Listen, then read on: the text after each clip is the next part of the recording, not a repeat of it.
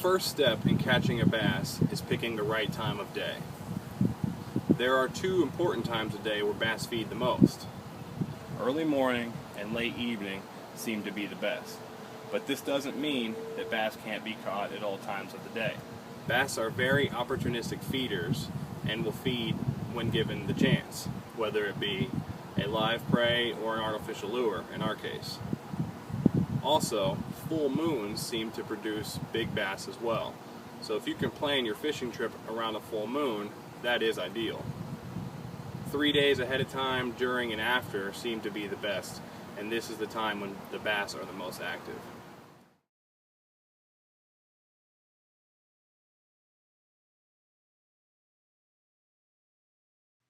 There are thousands of different fishing lures available on the market. Some spin, some light up, some are used on topwater, some dive deep. This can be very difficult for the consumer. What type of hook should I use? A live bait hook, a small offset hook, or a large worm hook? Picking the right lure is very important. Is it a spinner bait? Is it a deep diving crankbait? When I'm using soft plastics, should I use a silver shad, a root beer creature bait, or a black Senko? In this video, we will be using a 6-inch Gary Yamamoto Senko. This one is black with blue flake. A Senko is a soft plastic bait and is referred to as a stick bait. The reason it is called a stick bait is due to its long, straight shape. Many people also call this a worm, which it is, but worms usually have long, curly tails. This bait is very good for beginners because it doesn't require much technique or skill. You basically cast it out and let it fall on a slack line. While it falls, it makes a seesaw motion resembling that of a dying or injured fish, which is good enough for a bass to want to strike the lure.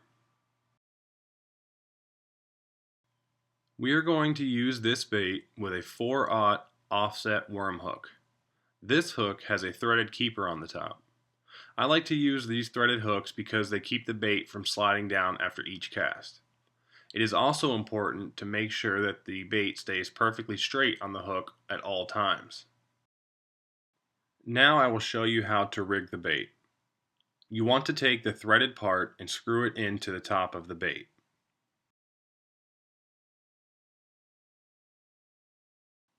Next, we want to line our hook up so we know exactly where we want to put the hook through the bait.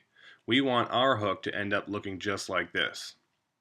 To do this, we need to push the worm up a little bit so that when we insert the hook, the worm will be perfectly straight.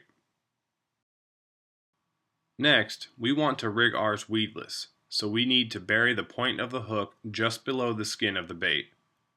What this does is prevents us from getting caught up on any weeds and getting stuck. As you can see, I can run my finger across the hook without getting poked. When a fish bites the lure, the worm will be pushed down and the hook will become exposed.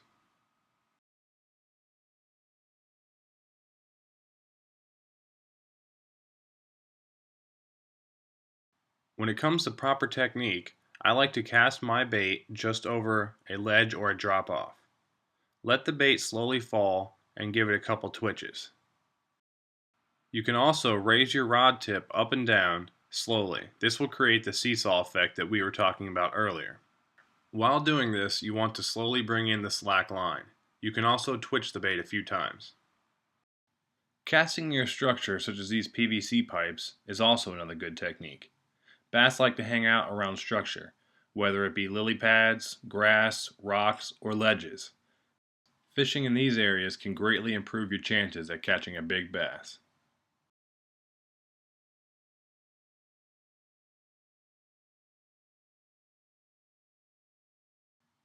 Keeping all of the techniques in mind, when you get a bite, it's important to set the hook and keep the line tight.